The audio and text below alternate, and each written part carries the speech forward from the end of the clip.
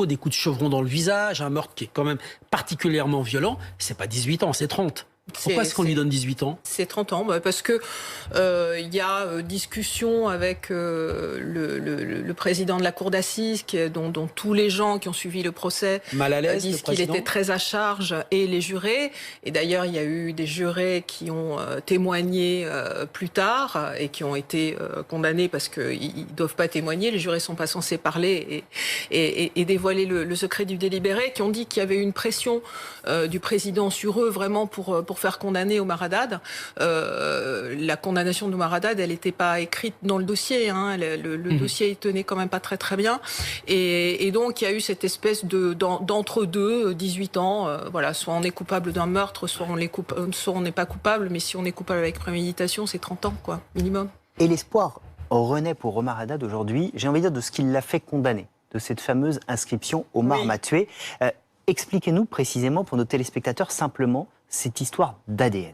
Mais écoutez, c'est essentiel parce que, en réalité, grâce à la loi du 20 juin 2014, eh bien, j'ai pu obtenir une nouvelle information et il s'avère que de 2015 à 2021, eh bien, cette affaire était devant le parquet de Nice.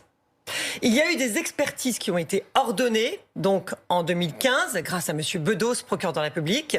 Et ces expertises du docteur Pascal ont révélé des choses extrêmement importantes, des preuves scientifiques, à savoir que 4 ADN mélangés au sang de la victime, effectivement, se trouvaient sur les portes.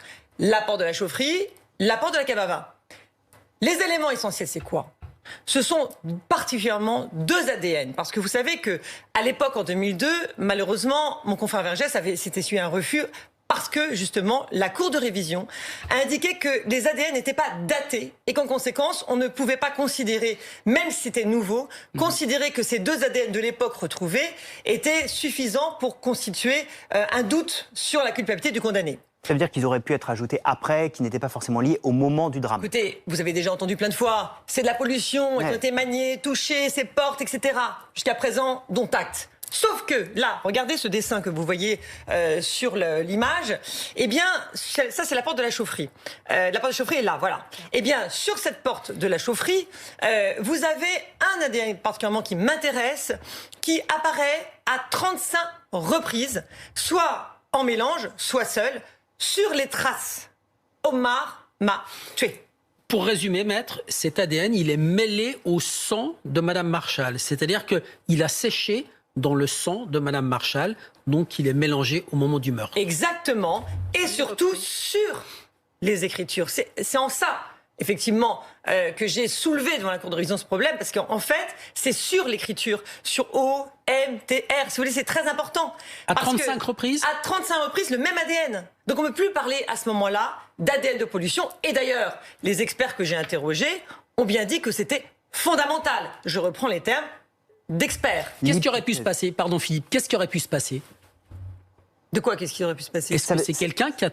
Allez, c'est ça. En fait, on avait la même question. On avait la même question. J'allais dire à Michel, l'hypothèse, c'est quelqu'un qui a pris le sang. L'hypothèse des experts, c'est que ce que je vous avais dit la dernière fois, il y a un endroit où c'est très très particulier, très intéressant. C'est l'endroit où on voit la main de Madame Marchal sur la porte et on a un ADN, cet ADN masculin inconnu entre les doigts. Donc l'hypothèse des experts, c'est que la main de Madame Marchal a été tenue par quelqu'un, par le meurtrier, et que avec le sang de Madame Marchal, il a essayé d'écrire l'inscription Omar m'a tué. sa main et il écrit. Voilà, il écrit comme ça. Alors, voilà. c'est pas forcément cette hypothèse-là. Moi, les experts du dossier, en tout cas. Mais celle-là tient bien. Oui, alors là, tiens bien, les experts du dossier pensent plutôt que c'est le meurtrier qui aurait pris effectivement avec son doigt le sang de Madame Marchal. C'est pour ça que ça aurait été mélangé, justement. C'est parce que c'est avec son propre doigt qu'il l'a fait. Et qu'en fait, il a pris du sang, il fait l'écriture.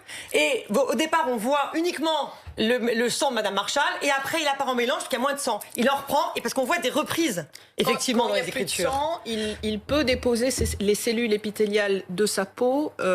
C'est là qu'on retrouve son ADN. Mais je redis, au niveau de la main de Madame Marchal, on a cet ADN masculin inconnu, comme si on avait tenu la main. Michel, ce qui est fascinant et terrible dans cette affaire, c'est que ces inscriptions, ce sont ces portes qu'on voyait à l'instant, qui ont fait condamner Omar Haddad, et qui aujourd'hui apportent de l'espoir. Oui. Mais il n'y a pas que ça d'ailleurs dans le dossier. Il y a un autre élément qui est important, qui est une contre-analyse d'autopsie qu'avait fait le premier avocat d'Omar Haddad, qui s'appelle Maître Girard.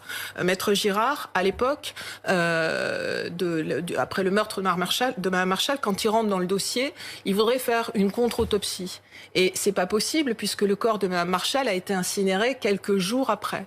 Donc ce qu'il va faire, c'est qu'il va donner le rapport d'autopsie à un expert très connu sur la Côte d'Azur qui va expertiser le rapport d'autopsie. Et il va dire quoi, cet expert? Il va dire que Mme Marshall, elle s'est vidée de son sang. On a 5-6 litres de sang dans le corps. Elle s'est totalement vidée de son sang là où on l'a trouvée. C'est-à-dire devant la porte de la chaufferie, devant cette porte, là vous voyez qu'il y a l'inscription sur le mur et que sur le sol, et que elle n'a pas, c'est son peignoir qui a absorbé tout le sang, et en aucun cas Madame Marshall n'a pu se lever pour aller écrire la deuxième inscription et pour aller fermer la porte à double tour, parce que c'est ce qu'on a dit, qu'elle avait fermé la porte et qu'elle avait traîné un lit. Toutes les incohérences du dossier. Très intéressant. Alors il faut savoir que oui, mais ce rapport n'avait pas été produit à l'époque. Voilà. Il s'agit d'un rapport qui m'a été effectivement transmis par mon confrère, donc que j'ai produit à l'occasion de ce procès, parce que on entendait effectivement la thèse adverse qui indiquait que c'était, comme on en parlait d'ailleurs tout à l'heure à l'instant, sur le fait qu'il ait pris que 18 ans. Oui. Eh bien, c'est parce qu'en réalité, on a considéré qu'il s'agissait d'un crime de sang, si je puis dire, d'un crime non prémédité. Alors que ce rapport démontrerait en réalité que c'est un crime prémédité, qu'elle a été sauvagement assassinée et qu'elle a été vidée de son sang, effectivement. Et comme elle a été vidée de son sang, vous imaginez bien qu'elle aurait été incapable, effectivement, d'écrire ces fameuses lettres. Sylvine, la théorie de Jacques Vergès, moi j'ai travaillé sur cette histoire à l'époque où Jacques Vergès était encore vivant, et on s'entendait vraiment bien, c'était un ami avocat, c'était de dire, alors on n'a jamais su si la lumière était allumée ou éteinte dans la cave. Éteinte. Elle était éteinte parce que quand un gendarme ouvre la porte, il donne un coup d'épaule et il va allumer avec une clé, il voit du sang sur l'interrupteur. Il voit l'interrupteur. Donc on part du principe, Michel, Sylvie, que la cave est dans le noir. Oui.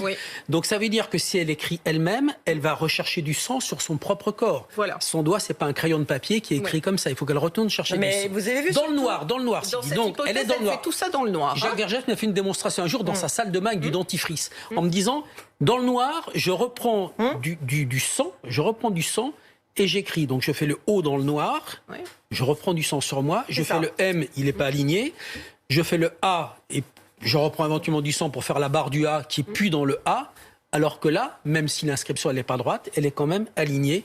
Donc ça n'est pas Madame Marshall. C'est impossible qu'il peut avoir écrit comme ça. Vous avez aussi un apostrophe. Vous imaginez, elle est dans le noir. Elle est soi-disant, elle est étalée, elle a ses tripes dehors. Elle prend du sang sur elle. Elle prend du sang et n'oublie pas, surtout pas l'apostrophe. Au bon endroit dans le noir. Et puis dernière chose, dans le noir, elle va cadenasser la porte. Elle va mettre un lit pliant de 12 kilos quand même derrière la porte pour bien la fermer. Un tube en acier, un chevron pour bloquer la porte. Alors ça, c'est autre chose. Ça, c'est encore quelque chose d'intéressant. Parce que quand on regarde le dossier, je peux ça colle pas non plus. Parce que ce que tu as entendu au procès, c'est que l'hypothèse, c'est qu'il ne peut y avoir que Mme Marshall qui a écrit cette inscription. Pourquoi ? Parce qu'elle s'est enfermée dans la cave.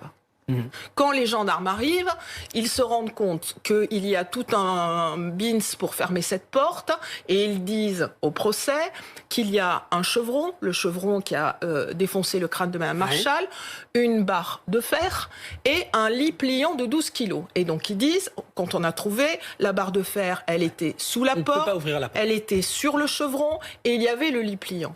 Ce qui est toujours intéressant dans ces dossiers, c'est de repartir au début. C'est de repartir au début de l'enquête. Et moi, je suis repartie au début de l'enquête. Et qu'est-ce qu'on voit au début de l'enquête ? On voit les auditions des 2 gendarmes qui arrivent, qui ouvrent cette porte et qui découvrent le cadavre de Mme Marshall et qui, effectivement, ont du mal à ouvrir la porte. Qu'est-ce qu'ils disent, ces gendarmes ? Ils disent, je vous le lis, je n'ai pas souvenir d'un bois à section carrée qui pouvait se trouver devant la porte. Wow. On parle du chevron. Le lit qui était l'objet gênant pour l'ouverture de la porte, je ne l'ai pas touché. La barre de fer coinçait la porte. Il me semble qu'elle était posée à même le sol et s'est retrouvée sous la porte. Je ne pense pas qu'elle ait été placée pour bloquer la porte. En tout cas, je ne l'ai pas entendu tomber. Le lit, c'est sûr, il a été placé là pour bloquer la porte. Ce qu'elle nous dit, Alors, effectivement, attendez, Michel, Je c'est... voudrais juste que vous êtes intarissable et c'est passionnant évidemment, mais je voudrais vous poser dernière question essentielle. C'est avec tout ce qu'on vient d'entendre, on voit toutes ces incohérences. Est-ce que vous êtes aujourd'hui pleinement convaincu qu'il y aura révision? Alors, écoutez, là, tout ce qu'on dit, finalement, c'est des éléments anciens. Ça n'intéresse pas la Cour de révision. La Cour de révision, aujourd'hui, n'est intéressée que par les éléments nouveaux que j'ai apportés. Ouais. La seule chose, effectivement, qui est effectivement indiscutable, ce sont les éléments nouveaux, à savoir ces fameux ADN. Ouais. Et il va falloir, effectivement, soit on applique, on s'attache à la loi de 2014 et on considère qu'il y a doute. Un simple doute suffit et donc on révise. Soit on reste encore dans la mentalité de bon, il faut vraiment la preuve de l'innocence et à ce moment-là, on va jusqu'au bout des ADN. Mais dans le fichier et ça donne un nom peut-être. Il n'y a pas que ça. Il y a déjà eu un nom qui est sorti sur l'un des deux ADN. Pardon, je parle bien faux. sûr. Allez. Mais c'est passionnant, j'allais vous remercier. C'est passionnant, vous êtes déjà en plaidoirie. On souhaite qu'il y ait pour l'entendre. Le maître du temps, c'est le président. Merci. Exactement. C'est dommage. Merci beaucoup, mesdames, mais on y reviendra comme on l'a déjà fait. Merci beaucoup d'être sur le plateau.